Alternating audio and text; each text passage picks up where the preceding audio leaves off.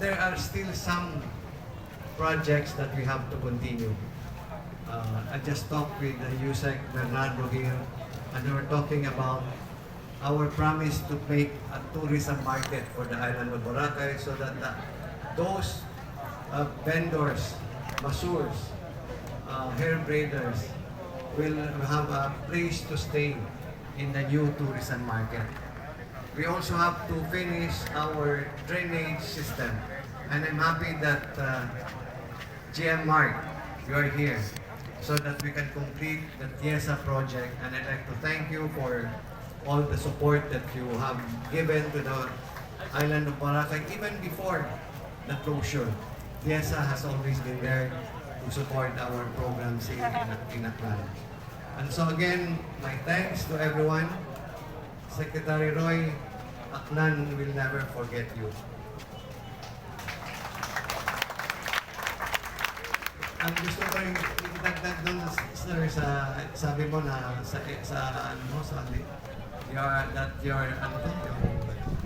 ikaw yung nag-linis ng Boracay. And idagdag mo na lang, the favorite son of Aklan. Kasi malaki talaga ang tulong ng Secretary Roy sa Aklan. And we hope that in our retirement, Secretary Roy, we'll still be seeing each other. I will be the senior advisor to my son, and you will be the senior advisor to whoever is the Secretary of the DNR to continue our work together. We will always be welcome here in Aklan and in the island of Boracay, and we hope to continue with all the work together with the BTN family. Maraming salamat sa mga ground commanders, kay Red Milia, kay Kit, kay GM Nati. You know, sinabi kanina ni Red Milia that the province of Aklan was in the forefront of the demolition teams, also mentioned by GM Nati. Do you know that what happened after leading this demolition team? I lost heavily here in the island of Boracay. Muntik pa akong natalo sa province of Aklan. But I'm happy that in this last election, bumawi yung isla ng Boracay. My son here won heavily, and that I attribute this that the people of Malay and the island of Boracay appreciated also my work in rehabilitating the island of Boracay. So to everyone, thank you to everyone who has been a part of this rehabilitation. The people of Aklan expresses our thanks, heartfelt thanks to all of you. And you will always be welcome here in Aklan and in the island of Boracay. Thank you very much and good evening. Thank you very much. Thank you, Governor Miraflores. And now let us hear from Mayor-elect Prolibar A. Bautista of the Municipality of Malay.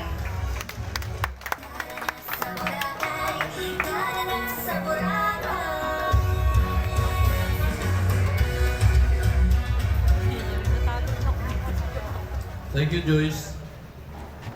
Well, as mentioned kanina nga, na-mention daw na lahat ng mga dignitaries. I think just give me a privilege in mentioning again their names now. Kasi it's one way of acknowledging at kasama na yung pagpasalamat no, sa mga tao na really did their best to make Boracay as better than ever. Palakpakan mo naman natin sila. Well, the DNR Secretary, Jim Salpona, is the DO Secretary Bernadette Romulo Puyat, wala sa rito. The former Secretary of DNR, Rosie Mato, the chairman of the task force. Malakas na magpalakpak yan. The Secretary Eduardo Anyo, Yusik Dinsing, Yusik Ernesto Adobo, Yusik Roberto Bernardo of DPWH, Yusik Christopher Morales of Department of Tourism, to Yusik Margaret Castillo Padilla from Department of Justice, TISA COO, Sir Mark Lapid. The Director Natividad Bernardino, the Iron Lady, Boracay. Director Martino C. Disby. Our SB members, the Vice Mayor, I think Nino Kawaling is present. The members, Ralph Tolosa. Of course, the private sectors, the BFI, the BCI, and the CAB. Palakpakan natin sila. The Boracay officials of the three barangays, the Balabag, Manok-Manok, and Yapak. Of course, the Boracay Nuns. And sa lahat-lahat ng mga bisita ngayon, nandito ang gabi, ngayong gabi. Magandang gabi sa inyo. Good evening. Yes, sabi ni kanina ni Gob, natalo siya ng malaki in Boracay. During the election dahil nga sa rehabilitation, maraming ginawang building. At dahil nga sa palaging love letter ni Yusik Din Singh sa akin, through Director David Nati, ako ma'am, dahan-dahan naman dyan, eleksyon naman ngayon, no? At totoo, natalo din ako sa Boracay. Yes, I lost 200 plus, 264 I think. See. But I'm very happy na the mainland really supported me. So they are really convinced na ako daw ang mag-handle ng Boracay. So sana next election, maybe they are still not convinced na same as what the governor said, that after the 2019 election, bumaliktad. Maybe they convinced already na maganda palang ginawa ni Gob. And hoping by next time, may election, baka bumaliktad din. No? So, I branded kasi ako dito na very strict eh. So, yung pala tama ang sabi namin, kung strict ka, delikado, matalo ka. But what I really did is, from Boracay lang naman yun eh. Diba? And alam naman natin, we are talking of long term. The sustainability of a tourism island, same time, the environment ng isla dapat i-maintain talaga for the next generation. So yung sabi ko, bahala na ako, matalo ko matalo. But I really did my best. I have to do it. Alang-alang lang sa mga kabataan, sa mga darating pang henerasyon sa isla nito. Well, I have a short speech dito. Ito ang the shortest speech siguro na ginawa ng content. I have to read this. So the local government unit of Malay has been in working relationship with the BRMG and the BITF since 2018. And through our unity, we were able to create things that benefit not only the preservation of the island, but the people in it as well. On behalf of the people of Malay and Boracay, of course, this local government unit, we will draw a faithful from the programs that the BIRMG and BIETF, along with its partner agencies, that were implemented specifically for Boracay Island. For the people of Malay, we accept the turnover of these programs and commit our responsibility that we will see it, that it is maintained and will continue to serve its purpose for the people of Malay. So yun lang, mabuhay ang Boracay! One more time, mabuhay Boracay! Thank you very much and good evening. Thank you po. Thank you, Mayor-elect Bautista. Alright, Carl. Excited ako sa next part ng program na to. Because of course, when we talk about rehabilitation, hindi lang about yung mga beaches ng Boracay, hindi lang about yung mga roads ng Boracay. Ngayon naman, pag-uusapan natin ang tungkol sa isa sa mga hindi siya masyadong famous na ecosystem dito sa Boracay, but it is equally important. Actually, di ba sa interview kanina, sa video interview kanina ni Ma'am Nati, na-mention nga niya na wasteland pa nga minsan yung tawag dito. Anong pinag-uusapan natin dito, Joyce? We're talking about wetlands. Alright, so tama ka dyan na to. Joyce, recovering the wetlands is really important because they are dubbed as kidneys of the earth since they contribute in the filtration of water through its vegetation and substrate. You're right, Carl. In fact, the island of Boracay has 9 priority wetlands composed of marshes, swamps, ponds, and lagoons. These wetlands act as sponges or catchment that help alleviate flooding during typhoons at saka sa mga monsoon rains din. Nonetheless, these wetlands are really important in maintaining the ecological integrity of the island. Diba, na-mention ko nga kanina, hindi siya masyadong famous, pero importante ang mga wetlands natin. Kaya dapat makilala din siya ng mga turista dito sa Boracay. And that is why Adopt a Wetland program was introduced. The Adopt a Wetland program is one component of the Boracay Rehabilitation Action Plan that endeavors to rehabilitate and restore the island's wetlands through partnerships with private companies pertinent to their corporate social responsibility or CSR initiatives. Yes, Joyce. Ito nga kinalalagyan natin ngayon, di ba? We are in front of a wetland. Ito yung wetland number 4 natin, So these partnerships are really strategic and win-win for both the public and our partner private companies. That is why we are grateful for the partnership between DNR and Aboitiz Group na nandoon. Maraming salamat po sa inyo.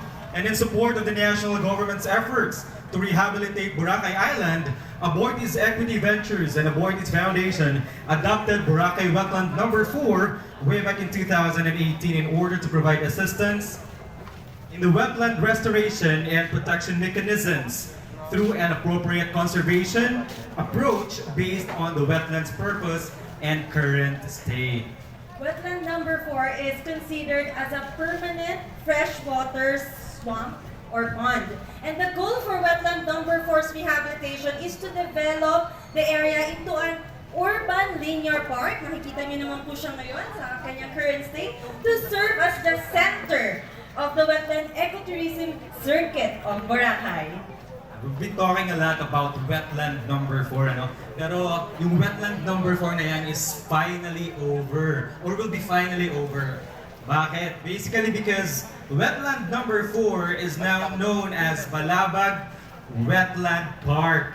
And ladies and gentlemen, this wetland number 4, or Balabag Wetland Park, will be officially turned over by Aboitiz Group to DNR Region 6. But before that, let us all watch the audiovisual presentation of Balabag Wetland Park's milestones and accomplishments.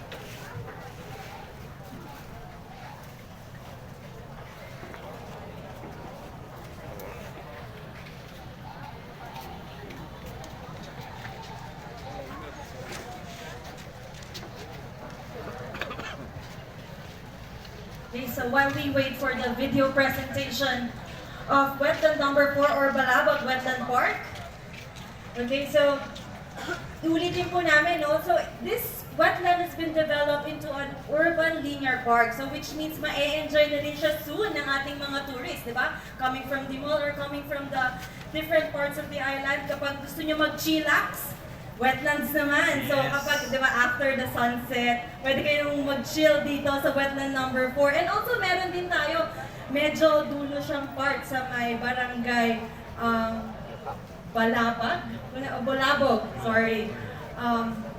Wetland number 2 naman, or the Boracay Wetland Conservation Park. So arboretum naman siya. So in total, Joyce, how many wetlands do we have here? So, meron tayo dito 9 wetlands. So, dalawa doon ay nakikita naman natin na magiging part na siya ng, kumbaga, ng ecotourism ng Boracay. So, are we ready? Okay, so now, we are ready to watch the audiovisual presentation of Balabag Wetland Park's milestones and accomplishments.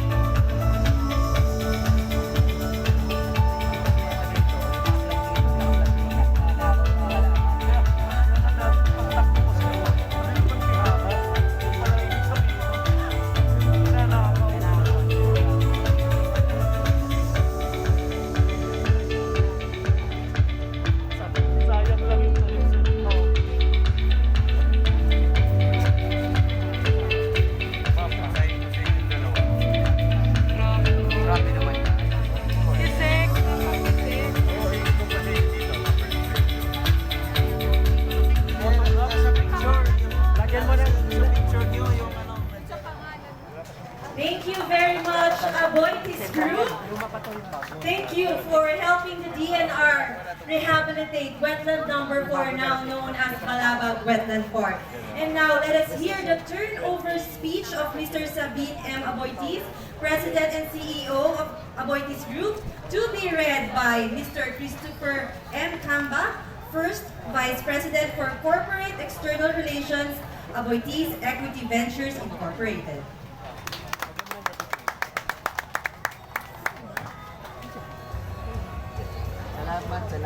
Thank you, Joyce and Carl. To Secretary Jim, sir, Secretary Roy, Yusek Jun, Yusek Epic, sir, Tokayo, Yusek Chris, to Yusek Bernardo, to Golf Joven, Mayor Bautista, and to Yusek Padilla, and everyone else, maayong gabi na natong tanan. Maayong gabi. Indulge me as I read to you the message of our group CEO and President, Mr. Sabin Aboitis, who couldn't join us today or tonight because of prior commitment. The Aboitis Group and the Department of Environment and Natural Resources have always been strong partners, as the preservation of the environment is one of the long-standing advocacies of our company. Back in 2018, we came to Boracay and took a look at the Balabag Wetland and decided that we needed to help rehabilitate by deploying nature-based solutions in creating a clean and functional public space where we are tonight. So the rehabilitation and development of Balabag Wetland Park began originally as a 3-year project that became a 4-year project that endeavored to convert the area into a linear urban park with a plaza that also serves as a community center for community activities. During these 3 years or 4 years, endemic trees and plants were planted along the lagoon's perimeter boardwalk to help rebuild the island's biodiversity. Primarily, the Balabag Wetland Park is a recreational space using low-impact ecotourism design. It is also an educational space that generates awareness of the importance of wetlands. But most importantly, it is an experiential space that provides opportunities for collaboration and partnerships among local community, students, and even tourists to participate in cleanup, maintenance, and protection activities. An important component of this project is providing proper education for the immediate community on the protection, conservation, enhancement, and rehabilitation of Boracay's natural ecosystem. The Aboitis Group contribution to Boracay's rehabilitation is part of our commitment to co-create safe, empowered, and sustainable communities. As sustainability is a major part of our great transformation into the Philippines' first tech conglomerate. We will continue to do our part to uplift and bring focus on environmentally and socially impactful initiatives for all our stakeholders. The completion of the plaza caps Balabag Wetland Park's development phase and makes the site an even more viable attraction for tourists and locals to enjoy. And on behalf of the Aboitis Group and our CEO, Mr. Sabin Aboitis, I would like to express our deepest gratitude also to the Department of Tourism and to TIEZA, with CEO Mark here, for extending their support in the construction of the plaza, and DPWH for executing the plan. The plaza is a key feature of the area that showcases and provides view access to the entire wetland lagoon. Aerators have been installed to maintain water quality. There is an activity area for community events. Pavers and native plant species also make up the perimeter landscaping, and a parking area has been allocated to safely load and unload visitors to the area. We look forward to more green projects here in Boracay and continuing our efforts to help sustain the environment and biodiversity of what is truly one of the most beautiful islands in the world. And on a personal note, I'd like to take this opportunity also to thank Sec Roy Simato. Sir, I joined you 2 weeks after the closure here in the island. It was then when we got the chance to see for the first time this area, the wetland. I was accompanied by, I'm sure Asik Marshall can remember, with Toto and Yusek Mitch. And GM Nati was right. It was a wasteland, no, not a wetland.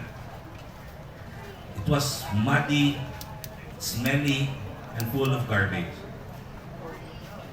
And I joined you also, Sec, in the many visits thereafter, leading to the soft opening, to the grand reopening, and to now.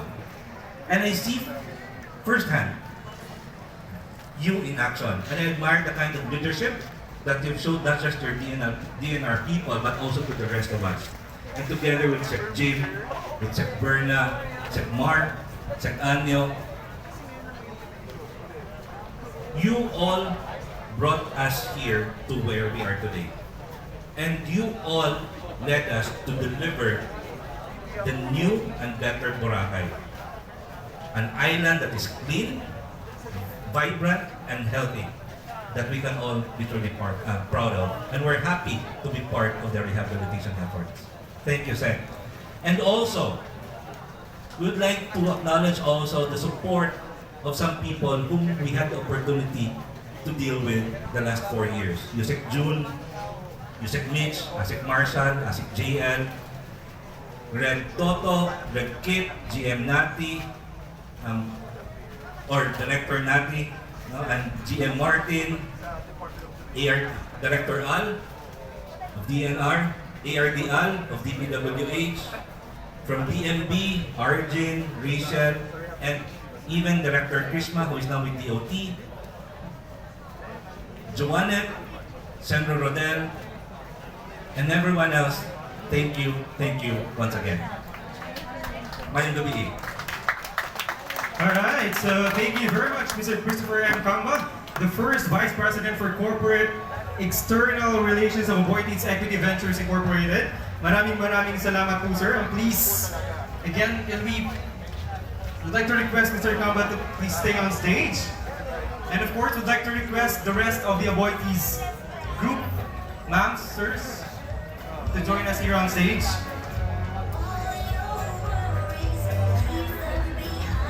And now I would like to request here on stage DNR Regional Executive Director Livino Duran, sir, for the symbolic passing of the key of responsibility.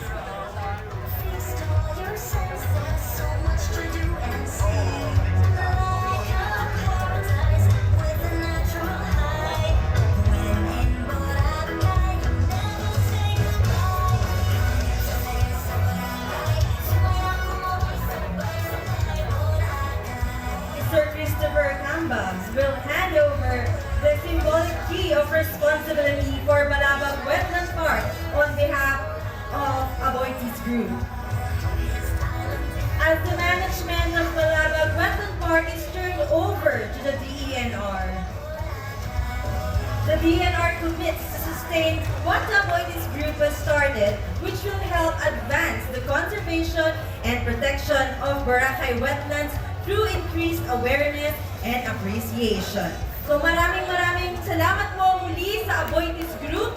Let us now hear the acceptance speech of DNR 6 Regional Executive Director Livino Duran. Yeah, thank you very much. Of course, our appreciation to the Aboitiz Ventures Incorporated for taking first the responsibility to rehabilitate Wetland number 4. Wetland number 4 is identical to Timberland Block F, meaning the area is a forest land, is a government land. This land belongs to the Republic, belongs to the state. Thank you, Aboitiz, for making wetland or wasteland number 4 now a very impressive wetland for the Boracay Islands, for the visiting tourists to Boracay Island. We would like to assure you that DENR Region 6, as the representative of our Department of Environmental and Natural Resources, will sustain the gains of your rehabilitation. But we would like also to share the responsibility to the Honorable Mayor of Malay, Aklan. The responsibility to ensure the protection and the conservation of these wetland areas will be our shared responsibility. That, by doing so, sabi ko, Mayor, we will take the challenge to make wetland number 4 swimmable in 2030. And that is the challenge for wetland. Thank you very much. Thank you very much for this. Thank you very much, everyone. Ladies and gentlemen, we have just witnessed a momentous event for Balabag Wetland Park. On behalf of the Department of Environment and Natural Resources, we sincerely thank everyone who has been part of this collective action to restore the wetland ecosystems of Boracay.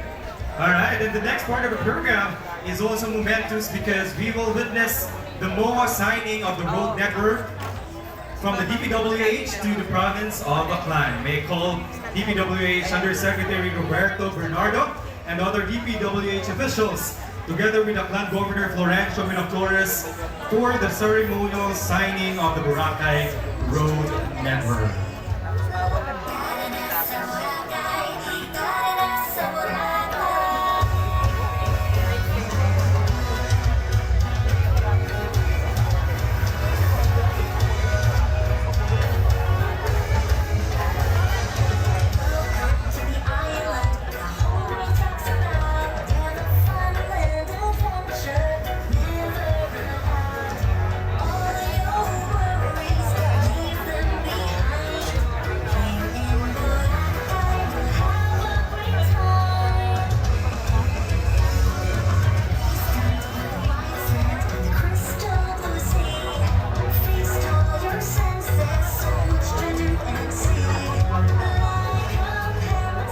Ladies and gentlemen, we are now witnessing the ceremonial signing of the memorandum of agreement between the DPWH and of course the province of Aklan. So we know that roads are among the most important public assets of the government. And in essence, without road links and access networks to area development, it is impossible to put social and economic progress in place. That is why road concerns is vital in every development plan.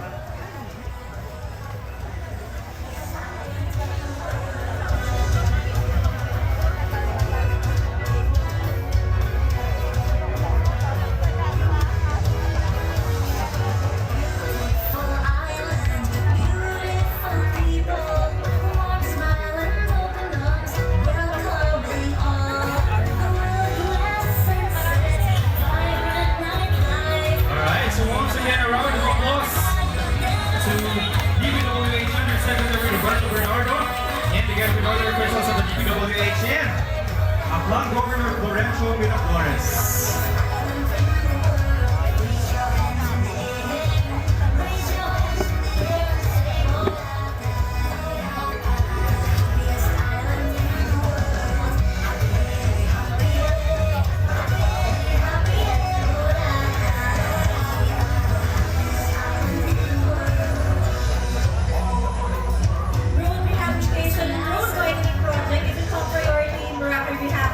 That is why we recognize DPWH's efforts in rehabilitating roads of Boracay. And now, the residents and tourists can enjoy wider roads and sidewalks. Now, to deliver the message, may we call on Undersecretary Roberto Bernardo on stage for your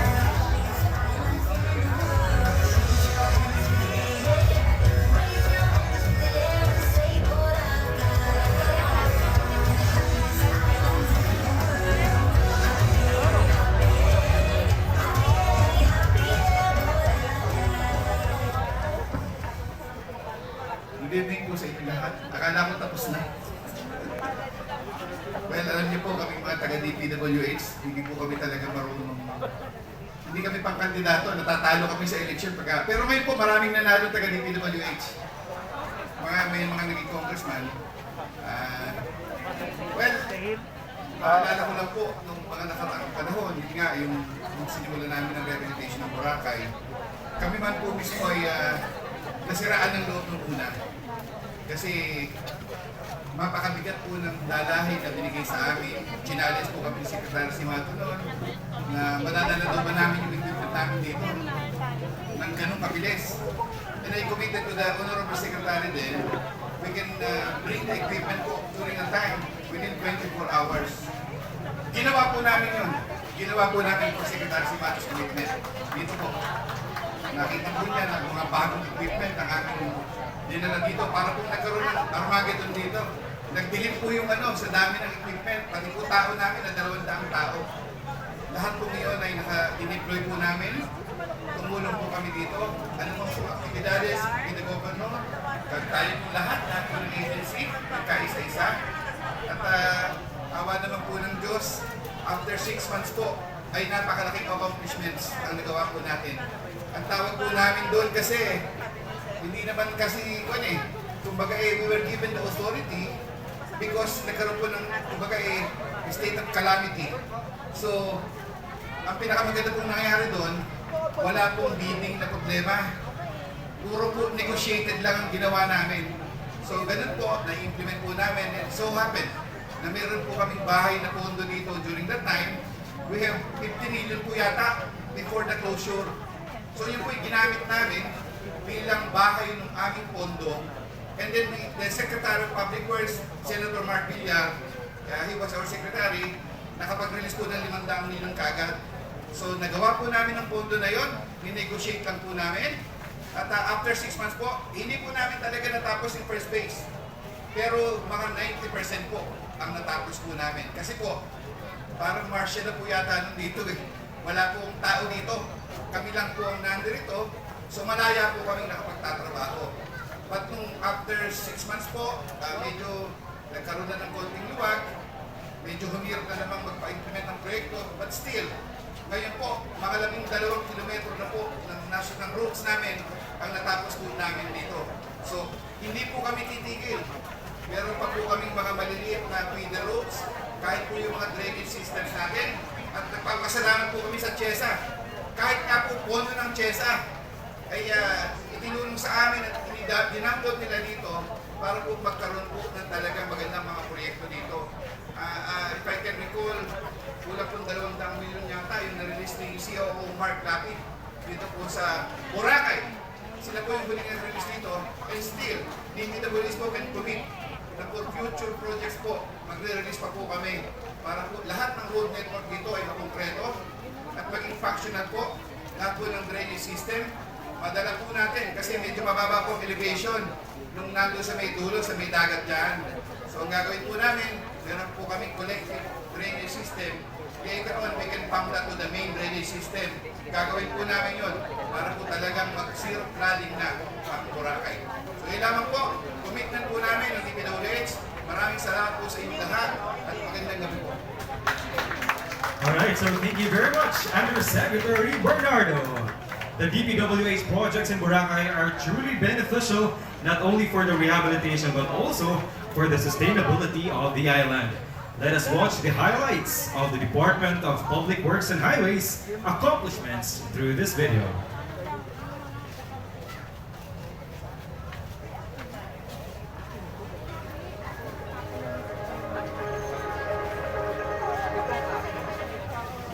Located at the northern tip of Panay, Boracay Island has always been one of the favorite beach destinations in the Philippines because of its crystal clear waters, white sandy beaches, stunning sunset, and a lot more.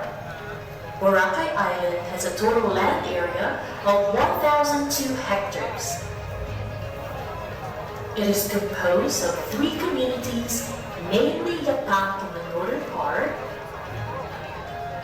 Balabag in the middle, Manok in the southern part.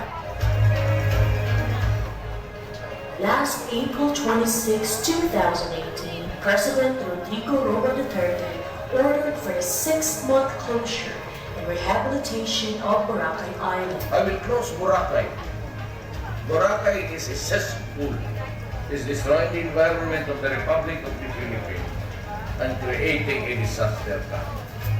Government agencies joined forces and formed the Boracay Interagency Task Force to rehabilitate the island. The Department of Public Works and Highways initiated the rehabilitation of Boracay Circumferential Road from Manok-Manok to Yapak and was given a month to complete its clearing operations. And as you can see here, kasama sa project natin, gagawin natin yung Boracay School for Agents. You can see there, may mga workers, nag-clearing na sila.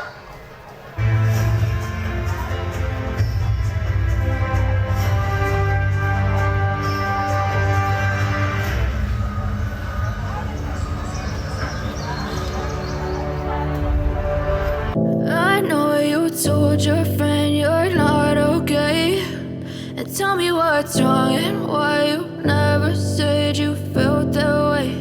And guess you're trying to stay strong and fake a smile until I look away. But I've known you too long, it hurts to watch your blue eyes fade to gray as you fade away. As you fade away. Yeah, I'm about to fade away, cause every time I wake up I feel like it's Monday. Something's going wrong with all the chemicals up in my brain. All of a sudden I don't look at anything the same way. Got a buildup of my thoughts sitting in an ashtray. I'm sorry that I'm so inconvenient, okay. Just let me be me and I'll stay out of your way. I can see the way you look at me, I'm such a disgrace. I never really asked to be brought into this place. You wanna love me? Well then baby have a taste. All the highs and the lows, no you'll never be the same. I don't really wanna hurt you but I can't control the pain. If you're sticking by my side maybe we could be okay. Okay, maybe you could be the change I need today. I promise that I've never felt this way. I really hope that you will choose to stay through all the pain. I know you told your friend you're not okay, and tell me what's wrong and why you never said you felt that way. And guess you're trying to stay strong and fake a smile until I look away. But I've known you too long, it hurts to watch your blue eyes fade to gray as you fade away. As you fade away. As you fade away.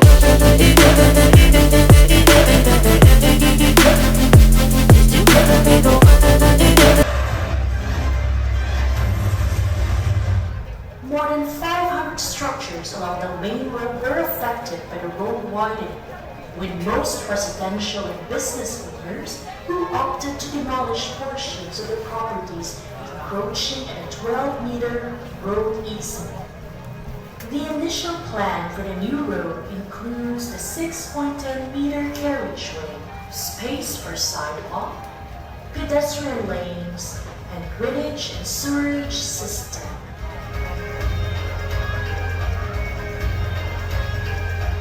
The project covers 5.26 kilometers up to Barangay Yapak, is one of the key features of the 6-month rehabilitation of the island, which began on April 26, 2018, when the island was closed down to tourists.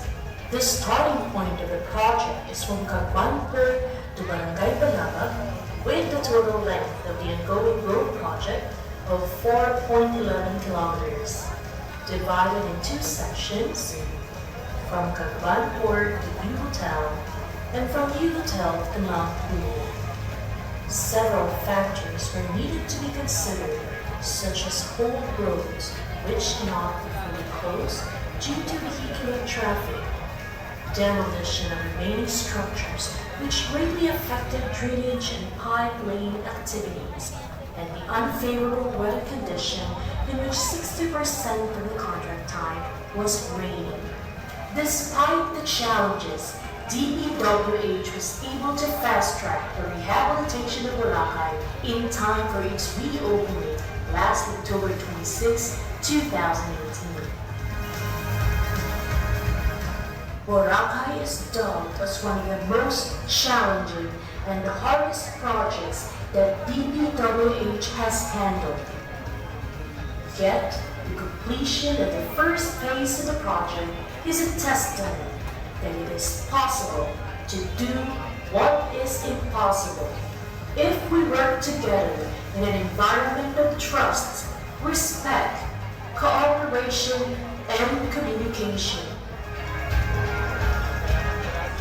We commend our people, especially our unsung heroes, known as the Orange Boys, who worked tirelessly, who sacrificed their family time, and who defied the scorching heat and heavy rains just to meet the project work's schedule.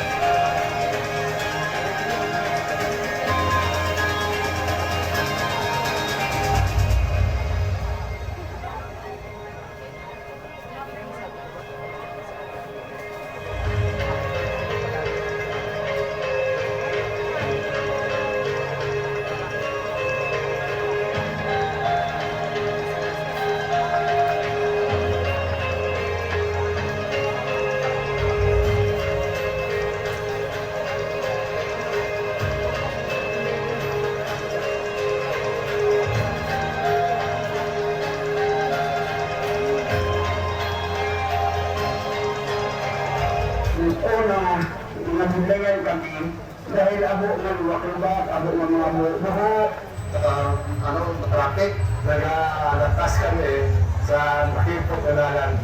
Malista din kami na magpadalagan sa medyo magsigasig sa mga tao nga maglalakad sa kilid sa kasada. Sa best na naman naman day, abot dahil sila magkadto, alin sa diwa pakadto day, kaya sa una, minabahay yung mga kadi natin dito sa isla ng Boracay dahil na hindi proper yung drainage system. We went to Boracay closer 6 months with the businessmen and looked at the residents. It's suffering a lot.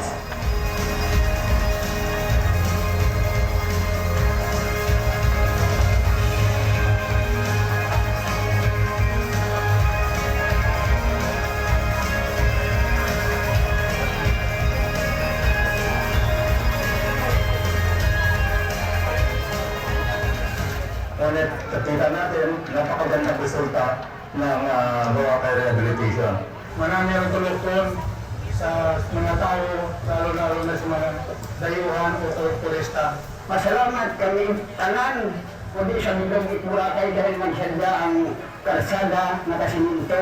I saw in the Galapagos, they're having new law. So maybe after we accept the tourists, they can see the beautiful Galapagos, also Bhutanese countries. And so having well-paved roads really helps us with transporting our gear, such as our tanks and heavy equipment.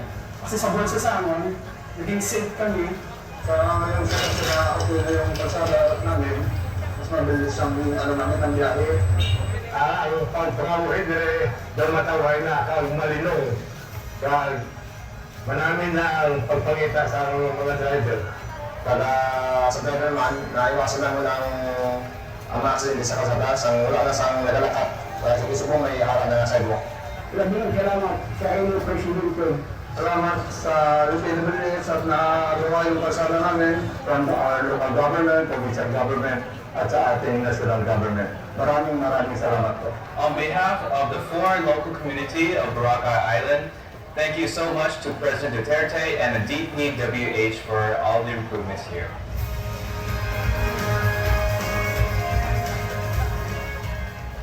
The Boracay Circumferential Road is a manifestation of so many purposes. Number one, the determination, the political will of President Rodrigo Roa Duterte. Consider that Boracay will remain and will be sustained as the prime world tourism destination in the Philippines. We have here a very beautiful infrastructure program of our government. A manifestation again of how our president looks after the ordinary people. He sees to it that the programs of our government, especially our Boracay circumferential road, will benefit the ordinary citizen, the ordinary people, and to improve their livelihood. And now we can see that the people are benefiting, reaping this beautiful and determined hard work of our president. Let us continue the well-funded program of our president, and we, in the Department of Public Works and Highways, will always be there.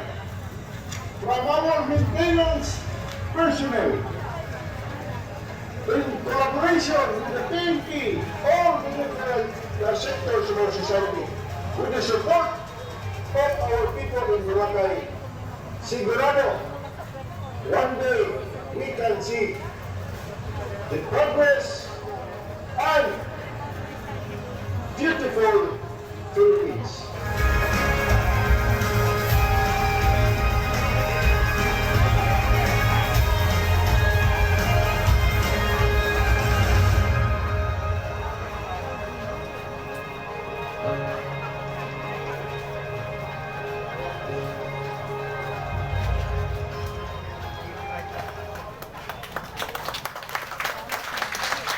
There you go, ladies and gentlemen. Once again, thank you very much, DPWH, and congratulations on the successful implementation of your projects here in Boracay. Joyce, did you know that aside from road widening and road rehabilitation,